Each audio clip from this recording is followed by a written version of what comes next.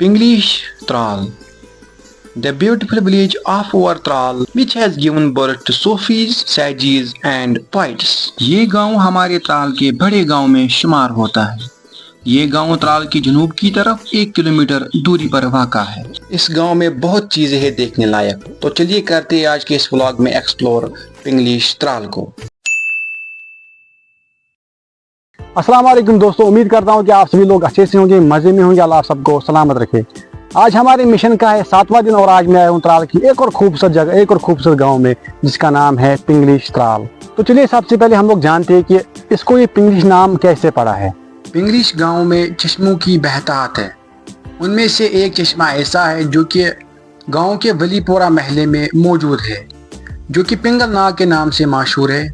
کہاوت ہے کہ اسی چشمے کی وجہ سے اس گاؤں کا نام پنگلیش پڑ گیا، لیکن آج کل کے دور میں یہ چشمہ بند ہو چکا ہے۔ تو اس کے بعد ہم لوگ جانتے ہیں کہ اس گاؤں کا ٹوٹل ایریا کتنا ہے۔ اس گاؤں کا ٹوٹل جیوگرافیکل ایریا ہے 415.22 ہیکٹرز۔ اس گاؤں کے مشرق میں گجر بستی ہے، مغرب میں چڑبگ، جنوب میں شکارگا اور شمال میں قصبہ ترال موجود ہے۔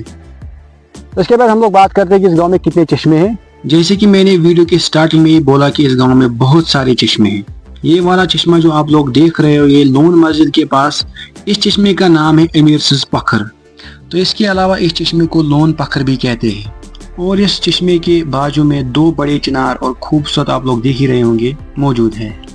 اور اس چشمے کے نزدیک ہی ایک اور چشمہ ہے جو کہ گنگ ناگ چشمے کے نام سے موجود ہے، جو کہ ایک تاریخی اہمیت رکھتا ہے، کیونکہ یہ چشمہ گنگاوتی مشہور شاعر کے نام سے منسوب ہے، اور اس چشمے کو لوگ بٹ ناگ کے نام سے بھی جانتے ہیں۔ اس چشمے کے آس پاس 6 بڑے چنار ہے اور ساتھ میں ہی ایک مندر، اور ان 6 چنار میں سے ایک چنار ایسی ہے جس کے ساتھ ہی ایک چشمہ چنار کی جڑ سے نکلتا ہے، جس کو لوگ مسلم پکھر کے نام سے پکارتے ہیں۔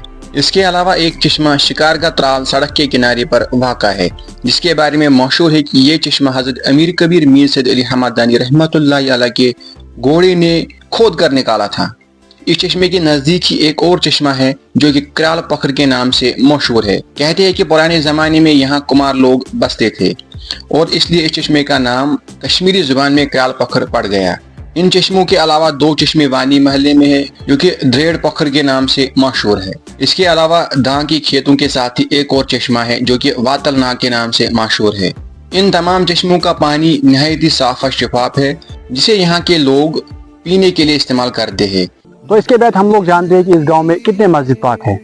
اس گاؤں میں مسجد پاکوں کی تعداد 10 کے آس پاس ہے، جس میں سے پہلی مسجد یہاں کی جامعہ مسجد جو کہ زیارت شریف کے پاس موجود ہے۔ اس کے علاوہ لون مسجد جو کہ لون پکھر چشمے کے پاس موجود ہے۔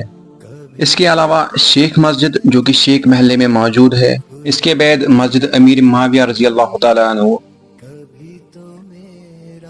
اس کے بعد مسجد مصطفیٰ صلی اللہ علیہ وسلم جو کہ ڈار محلے میں موجود ہے۔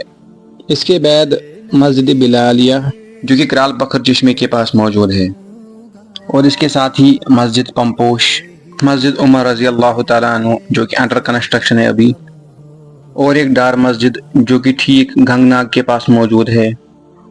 اس کے علاوہ نیو بستی پنگلیش میں ایک اور مسجد، اس کے ساتھ ساتھ 1-2 مسجد اور بھی ہے جو کہ انڈر کنسٹرکشن ہے۔ مسجد پاک کے علاوہ یہاں پہ ایک خوبصورت زیارت بھی ہے۔ یہ زیارت پاک حضرت امیر کبیر میر سید علی حمدانی رحمۃ اللہ علیہ سے منسوب ہے، اور اس کی لوکیشن ہر محل اور میر محل کے درمیان واقع ہے۔ اس زیارت گاہ میں حضرت امیر کبیر میر سید علی حمدانی رحمۃ اللہ علیہ کے تبرکات موجود ہے، اور یہ ٹھیک جامع مسجد کے پاس واقع ہے، اور ٹھیک اس زیارت شریف کے نزدیک ہی ایک عیدگاہ ہے جہاں ہزاروں مسلمان نماز عیدیں ادا کرتے ہیں۔ تو ابھی ہم لوگ ایجوکیشن کی بات کرتے ہیں کہ اس گاؤں میں کتنے سکول ہیں۔ اس گاؤں میں 2 سکول ہیں۔ پہلا گورنمنٹ گرلز مڈل سکول جو کہ گاؤں کے اوپر کی سائڈ پہ واقع ہے، اور دوسرا اقرا اسلامیہ انگلش میڈیم سکول جو کہ پرائیویٹ سکول ہے۔ یہ گاؤں کئی محلوں پر مشتمل ہے، جن میں نائک محلہ، وانی محلہ، ولی پور محلہ، ہر محلہ، شیخ محلہ، میر محلہ، ڈار محلہ قابل ذکر ہے۔ یہاں کی سرزمین نے کئی صوفیوں، بزرگوں اور شاعروں کو جنم دیا ہے، جن میں ملک آہٹ ڈار، رحمان گنئی، گنگاوتی بہت معروف تھے۔ मलिक आहट ने एक ही देग से उस वक्त के बादशाह के 1200 सिपाहियों को खाना खिलाया था।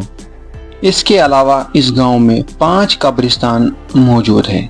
अगर हम इस गांव के ज़रायात, पैदावार और लोगों के पेशे की बात करें, लोगों का आम पेशा जमींदारी है।